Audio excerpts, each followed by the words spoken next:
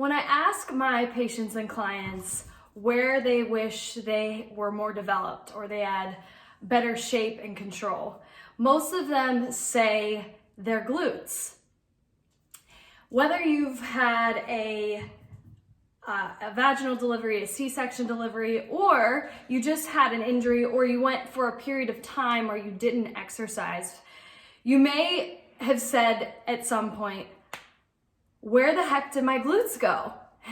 My name is Dr. Jocelyn Conley. I'm a pelvic floor physical therapist, founder of the Vagina Doc. And in this video, I'm going to show you 4 ways to get your glutes firing again so that you can get the booty and the glutes that you desire. Before we dive into that, let's talk about a couple of the reasons behind why the glutes kind of go on vacation. Number 1, if you have had children, your posture changes dramatically from pre-pregnant state, pregnant to postpartum. And depending on the way that you are standing and moving about your day, you probably don't need your glutes the same way as you did in the different periods. The second reason is you might not have been using your glutes as effectively as you thought you were at each of the different periods. And the reason why I say that is a lot of people that I work with, I give them simple cues and I ask them, I'm like, what did you think about this way versus before how you were doing the movements? And they're like, oh, I never thought of it that way. And wow, what a difference. So simple tweaks and positional changes can make a huge difference. Now, these exercises are the most important thing to keep in mind when we dive into these exercises is your positioning and your execution. If you have trouble getting into the position, a neutral position, you've got to focus on getting that down first. And once you get that down, the execution will be a lot more powerful. Now, that's not to say you can't do them. It's just a big difference. Second thing is where we start with an isometric approach, meaning the focus is holding the contraction for an extended period of time to overload your body or the area with neuromuscular input. Basically, the longer you contract, the more input is required from the nerve to the muscle. Think of it like this. Think of it like your nerve is the tree trunk, and the branches of the nerve that are touching different muscle fibers within the target muscle are the actual branches. And we need more branches in order to cover more ground within the muscle. So now we're going to get into the 4 different movements, and then there will be a series that essentially hit all parts of the glutes. But let's just start with step 1. If you find that step 1 is pretty easy, move on to step 2 and then the steps after that. The first exercise is called the prone foot push. You're going to lay on your stomach. Your heels come together and your knees are out. The next thing you're going to do is you're going to squeeze your glutes together as you push your heels together. When you squeeze your glutes, you want to make sure that your pelvis does not tuck under. Your pelvis and your low back need to stay in the same position the whole time. So again, you're on your stomach, your knees are out and your heels are together, and you're squeezing your glutes. That's the most important part. The second thing you can do is pushing your heels together, although that may not be necessary. The whole point of holding your heels together is just to place your hips in external rotation. Most important part is squeezing your glutes and keeping your pelvis and your spine in neutral and not letting that area round.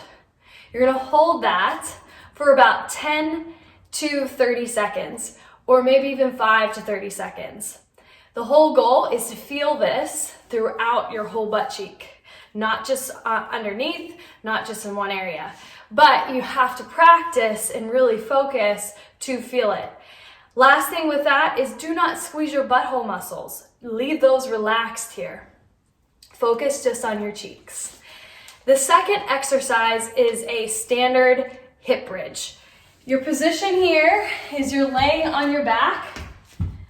Your spine is in neutral, your feet are flat. From this, make sure your rib is not flared here. You want your ribs and your pelvis stacked, your lower back in neutral. If you have to, you may need to put a yoga block underneath your head, or you might need a pillow underneath your shoulders, especially if you're postpartum. Next thing you're gonna do is you're gonna lift your hips up, keeping your spine in neutral the whole time. This is the glute bridge. You're gonna hold this 5 to 30 seconds, not holding your breath, and then you lower and your back stays in the same position. No change in your low back. Now the next key tips here are to squeeze your glutes to initiate and keep squeezing them. I like to feel my glutes to make sure they're squeezing. If I let go, I can feel it instantly. Keep them squeezed. Keep your big toe on the ground. Keep your pressure through your heels and the balls of your feet. And then back down. As for hip position, the more out they are, so pressing out but not too far out, the more you're positioning your hips where it's directly in the line of fiber of your glutes. So you don't want a narrow positioning with your knees and your hips here. The third exercise is the elevated hip thrust. This is a great option if you're pregnant. The only thing is your belly might get in the way, so you have to play around with your angle. You'll need a bench or a couch, and your elbows go up like this. Your feet are flat and your knees are wide. Same thing with the hip bridge. You're gonna squeeze your glutes to lift your hips. And in this position, your back should be in neutral. So I'm going to demonstrate that again. Squeeze your glutes, lift your hips up, back stays in neutral. You hold 5 to 30 seconds and then come back down. This one's really easy to round in your back. So getting your angle with your bench or whatever you're using is key. And there's none of like this.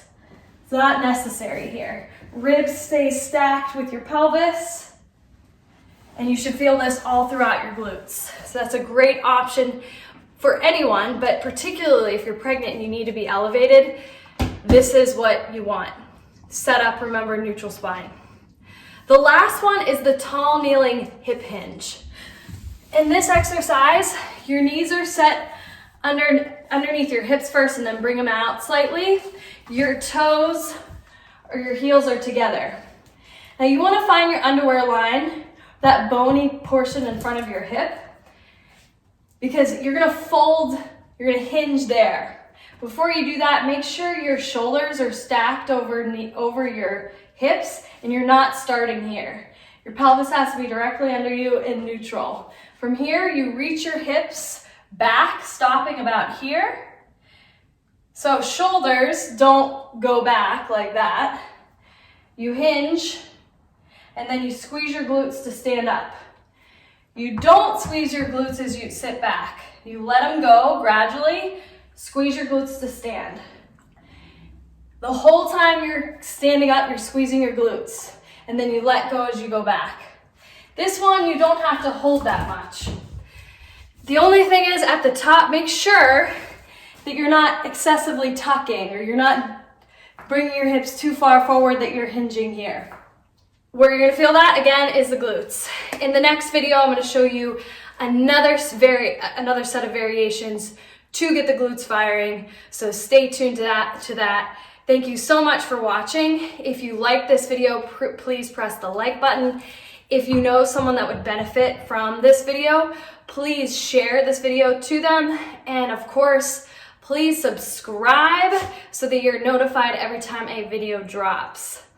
The last thing is, if you have a comment or a question, post it below. You can always reach out to me at Dr. Jocelyn Conley at thevaginapt.com.